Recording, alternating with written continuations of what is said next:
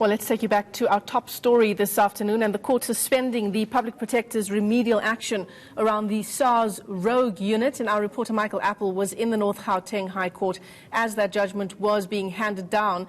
Michael, some scathing words there being used by the judge in describing what the Office of the Public Protector had to say in terms of its orders around Pravin Gordhan. We've now heard that the EFF does plan to appeal this interim interdict that has been granted. Was the party in court this morning? Michelle, no. And one would assume it's because of the SAMU bus strike here. A number of parties did not make it to court this morning. The road's an absolute nightmare. The judgment being handed down half an hour late due to the fact that parties simply were not here. Legal counsel for respondent 1 to 10. There were 10 parties that were part of this application, and they simply could not start on time due to the absolute gridlock and the shutdown of Tshwane here. But the economic freedom fight is very vocal and joining the Public Protector's Office in opposing this urgent interdict of the remedial action of the report that the Public Protector found that this Sars rogue unit, so-called, was set up illegally, and that Pravin Gordhan, the Minister of Public Enterprises, should be disciplined by the President within 30 days, and that Parliament and Thandi Modise, the Speaker, should deal with the Public Enterprises Minister in terms of the Executive Ethics Act within 14 days. And Judge Pottrell saying that some of the remedial action was vague and nonsensical, weighing into the merits of the actual judicial review, but not looking to say too much about it. Also not looking to weigh in on the character of the Public Protector, saying that she is not going to make a finding that there was any bias or incompetence on the part of the Public Protector, but saying that just from a cursory glance at the remedial action, it would be remiss of this High Court to say that some of the timelines that were set were vague and nonsensical, a scathing judgment, and yet another bruising loss in the courts for the Public Protector. Yeah, yet another bruising loss, Michael, and yet another costs order. And I think it was you who put that question to the Public Protector's spokesperson, Opa Segalwe, around whether it is feasible to continue with this kind of litigation when the Public Protector already runs off of a limited budget. And it seemed, at least to the naked viewer eye, that he was getting a bit hot under the collar there.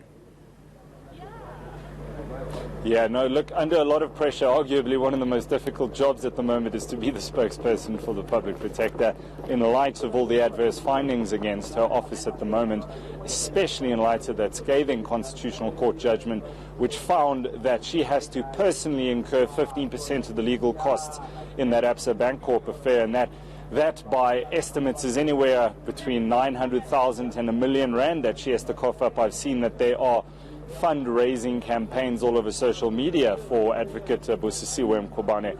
But yes, you're correct, he did not exactly touch and answer my question when I asked, but surely this from an office of the Public Protector that continually goes to Parliament and says it simply does not have the budget, and also because this is not the actual merits of the report that they are opposing here. They oppose this urgent interdict to stay the implementation of the remedial action, which on their own version they conceded here is not normal. They normally oppose the judicial review and not people going to try and stay the remedial action.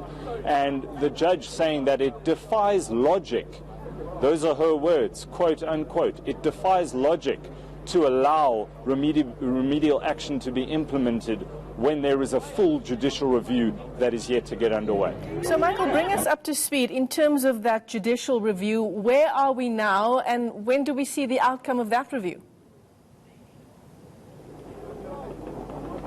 It's not entirely clear when that full judicial review of the Public Protector's report on this Sars intelligence unit is going to begin. I speak under correction, but I'm not entirely sure a date has as yet been set down for that. Of course, the first hurdle, because this is a Part A, Part B application that was heard today. So Part B hinges on Part A, I suppose, but getting Part A out the way, which was arguing the urgency and that irreparable harm would be done to Pravin Gordhan, which was supported by the President's office, saying that they cannot take action against the Public Enterprises Minister if, in fact, there is a judicial review that is yet to get underway. All right, well, thanks very much for that. Michael Appel, my colleague, joining us live there from the North Gauteng High Court.